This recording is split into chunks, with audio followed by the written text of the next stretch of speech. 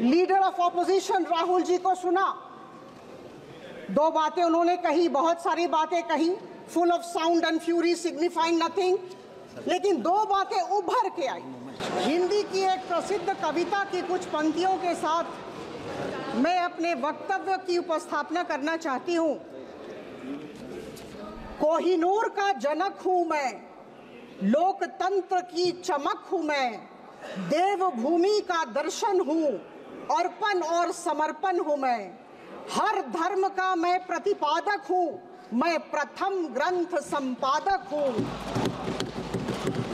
आयुर्वेद का चरक हूं मैं, मां शकुंतला का भरत हूं मैं चक्र सुदर्शन धारक हूं, मैं ही तो भारत हूं, मैं ही तो भारत हूं। Article 1 of the Constitution of India says, India, that is Bharat, shall be a union of states. Bharat, the name is full of sacred remembrances. Once we hear this name, once we pronounce this name, images and pictures of ancient glory, ancient tradition, and ancient culture come to our mind. Vedas, Upanishads, and Brahmanas have mentioned Bharat. Hyun Song, the Chinese traveler who came to India during the reign of King Harshvardhan, mentioned Bharat. Vishnu Puran and Brahma Puran mention Bharat. And we fought the battle against the Britishers under the leadership of Mahatma Gandhi with one slogan, Bharat Mata Ki Jai. And that slogan continues till date. The Constitution of India rightfully starts with Bharat, drawing upon the rich heritage and history of this glorious and great land of ours. Honorable Speaker, sir, it is with immense pride that I stand before you today to talk about our Constitution. It's a testament to our nation's collective vision, ideals, and dreams. It is definitely not a static document. It is not a legal framework which is static by nature. It's a living document, the very soul of our democracy, encapsulating the aspirations of a free and diverse nation. Our Constitution, which I love to call our lighthouse, a beacon of stormy waters, is the outcome of tremendous effort of the leaders who were members of the Constituent Assembly, chaired by Dr. B.R. Ambedkar, whose name I take with a deep sense of reverence. It was the product of meticulous effort. Lot of work has gone into it, and the work spread over 2 years, 11 months, and 18 days. The process began on December 9, 1946, and the Constituent Assembly adopted the Constitution, as we know, on November 26, 1949. I bow down before all the framers of the Constitution.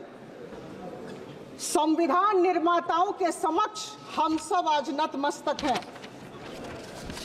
My esteemed colleagues have been talking about different features of the Indian Constitution. Please allow me to take you to a different arena altogether as far as our Constitution is concerned. It's a document which has guided the world's largest democracy of the world for full 75 years.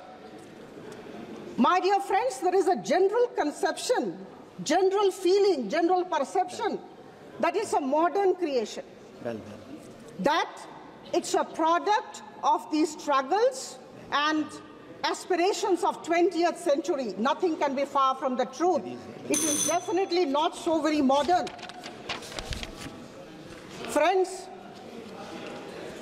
the Indian Constitution is embedded into the ancient glory, the tradition, and the culture of our land.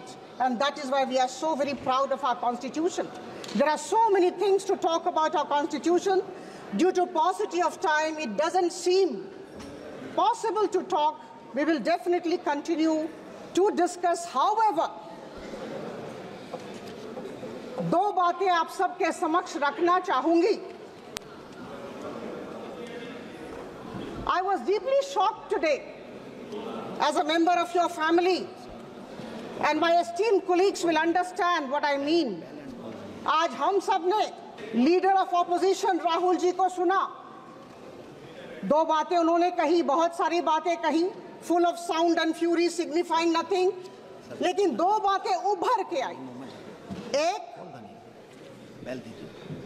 Andaman Nicobar islands के cellular jail में जो बहुत साल रहे और जिनके त्याग की वजह से हम सब महफूज हैं और आज इतने अच्छे सकारात्मक माहौल में बातचीत कर रहे हैं, उनकी भर्त्सना की, उनकी निंदा की.